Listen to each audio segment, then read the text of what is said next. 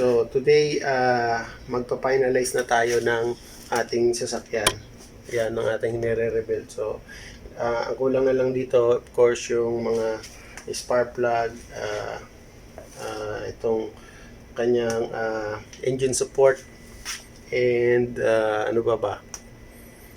Water coolant, oil filter, yan. So ayun na lang, and then kakabit ko lahat ng mga wirings. So samahan nyo ako ulit na i-finalize tong ginagawa natin makina. So start tayo. So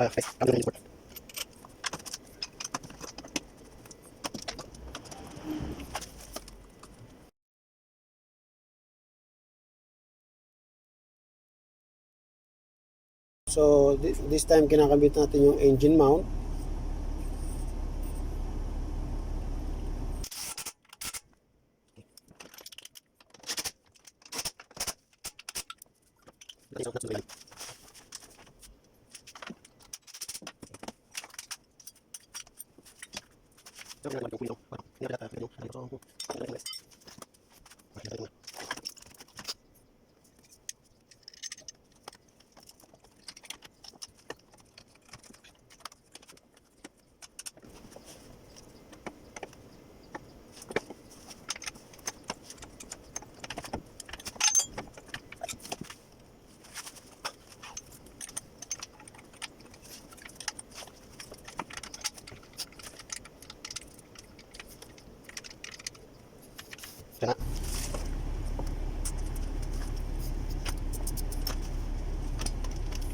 So yan, hinihigpitan ko yung bolt sa ilalim. So ang size ng bolt pala dyan sa ilalim is 14mm.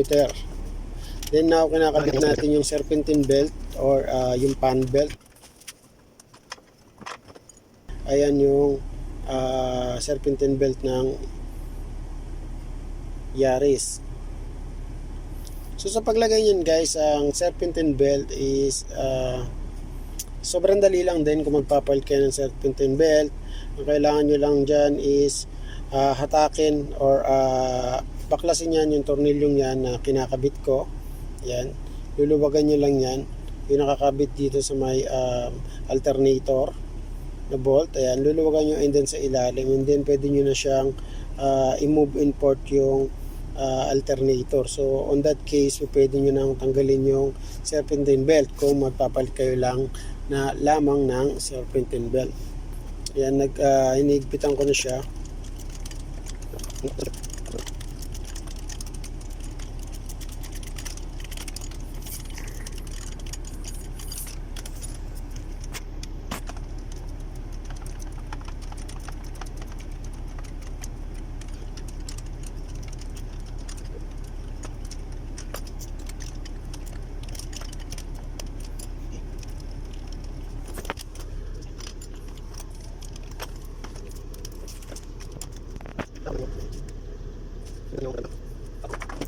Yan yung valve cover natin, yan yung engine cover natin. So binalik ko lang din yung dating gasket niya kasi okay pa naman yung gasket. O naglagay lang tayo ng silicone. Yan, nilinis ko muna siyempre para matanggal natin yung mga lumang RTB na nakalagay or yung gasket maker. Okay, this time kinabit natin yung kanyang spark plug. So yung spark plug niya is 4 yan dahil 4 cylinder lang ang ating gamit. So yan, hinigpitan ko muna siya ng by hand.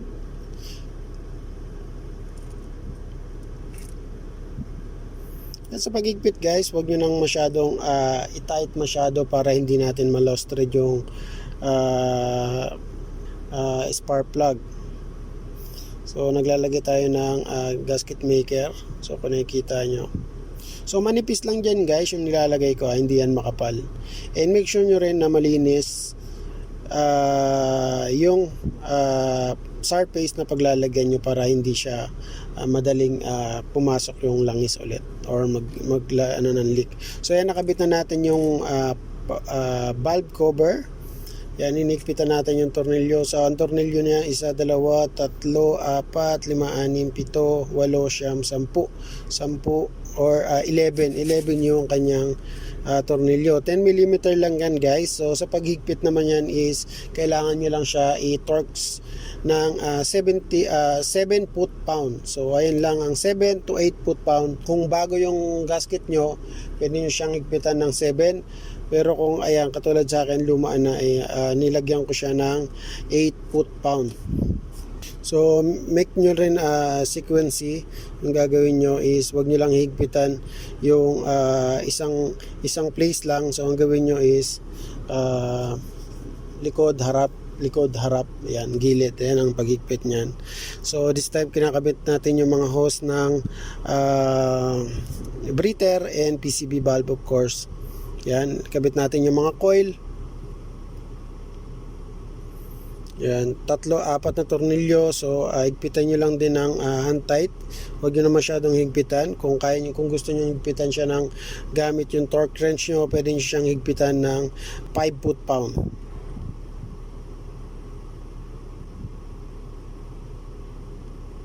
So, inspect nyo lahat kung meron pa kayong mga hindi nakabit or na higpitan. Especially sa mga ground guys, wag nyong kalimutan yung ground. So ayan, kinakabit natin yung harness or connector dito sa ating ECM or ECU. So ayan, nakabit na natin. So 3 yung tornilyo nan guys, 10 mm.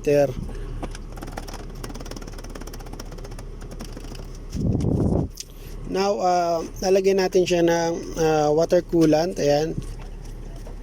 So, ayan. Gamit natin AC Delco guys na kulay red. Red yung laman yan.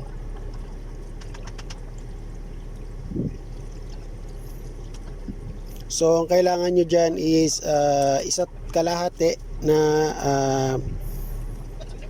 galon sa ating makina ng Yaris. Ayan. Now, lalagyan natin ng oil. So, ang nilagay kong oil dyan is 3.5. So, hindi ko na i-film yung una, pero nalagyan ko na yan bago pa ako mag-film. Yan. So, 3.5 liters ang laman ng Toyota Yaris engine. Ayan.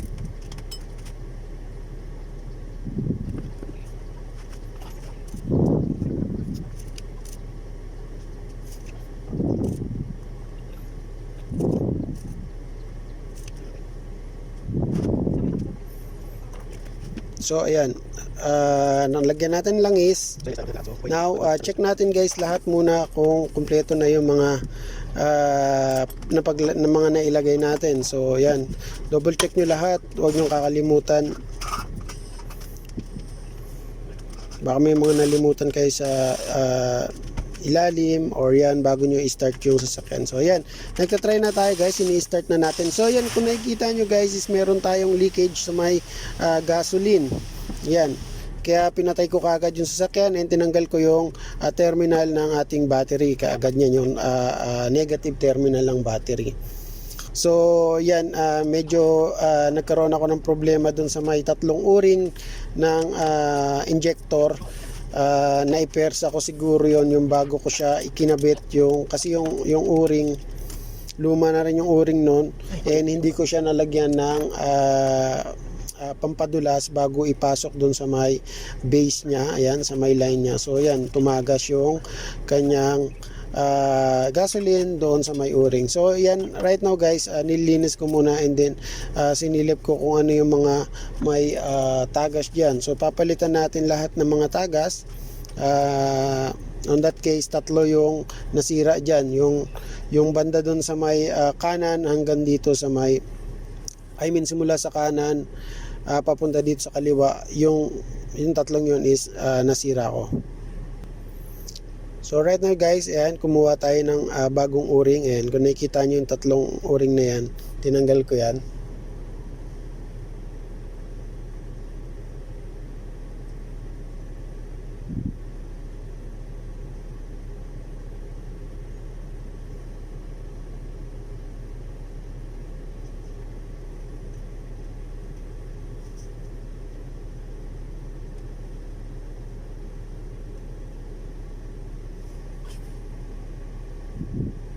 Ayan, nilinis ko. Ayan, yung nakikita nyo yung tatlong o-ring na yun, ayun yung nagkaroon ng problema sa ating o-ring.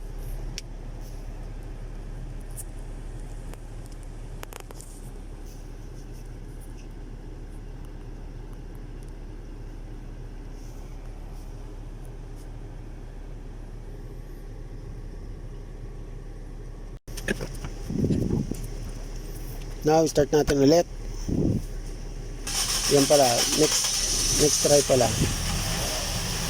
So ayan, perfectly umistart yung ating sasakyan na napa-start natin nang wala nang naging issue. So kung nakikita nyo, tahimik yung sasakyan nang wala na yung knocking sound na problema natin. Yan, okay na.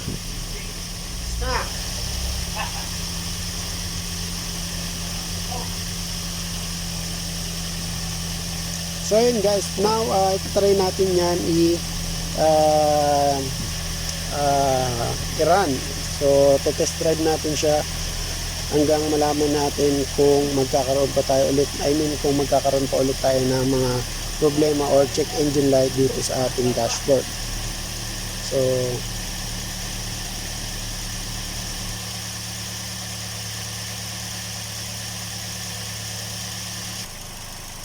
guys, tumakbo na yung sasakyan. Hintayin na lang natin umikot yung pan niya, and then sasarado na natin lahat, and then fit na natin lahat ng mga parts. Bismillah. Yan. So kita nyo yung RPM guys is sobrang ganda ng RPM niya is 900 RPM. Okay. Actually, na-start ko na siya kaganina, so medyo mainit na yung makina nito kasi iaano ko na siya, test drive ko. So, yan, close natin. So, yan guys, test drive natin yung sasakyan. Yan, 80. Tumatakbo na tayo ng 80. No check engine light. Malamig yung sasakyan. Nakabukas ang aircon. So, yan. So yan, papatakbuhin muna natin to hanggang doon sa hanggang 1 kilometer. So then babalik tayo. And kapag wala tayong nakitang any problem o wala tayong mga narinig na kahit anong problema, so ibig sabihin success ang ating pag overall. So ganito yung ginagawa ko pag nag-overall ako. Tahimik ng makina. Yan. So balik tayo muna sa loob.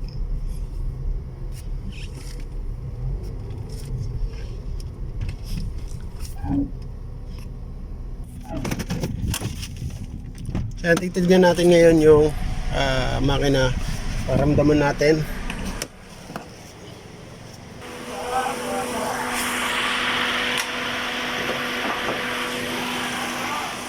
Okay bro.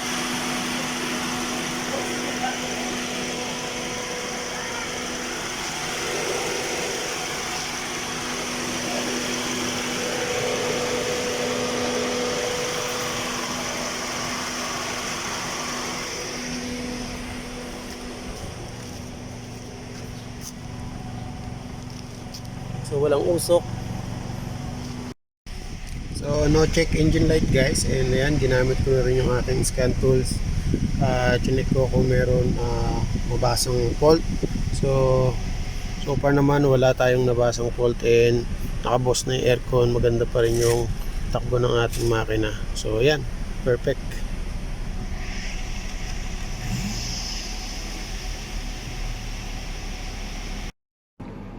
So yun guys, natapos na natin yung pag-overall nitong sasakyan na to. So brief ko lang guys kasi hindi ko nagawan masyado ng magandang camera kasi nga nalobat yung aking camera, so hindi ko nakuha yung hindi ko na film yung pagkakabit ko ng timing chain. So hindi ko naman pwede nang baklasin ulit para lang gumawa ng video para makagawa tayo ng timing, makapagawa tayo ng video doon sa paglalagay ng timing chain. So yun, hanggang dito na lang guys. Kung meron kayong mga tanungan about sa pag-build or rebuild ko ng sasakyan ng Toyota Yaris na to, Huwag nyo lang kalimutan, mag-iwan lang kayo ng comment, and I will try my best na sagutin yan, yung mga katanungan nyo yan. So hanggang dito na lang guys, and we'll see you again with my next video.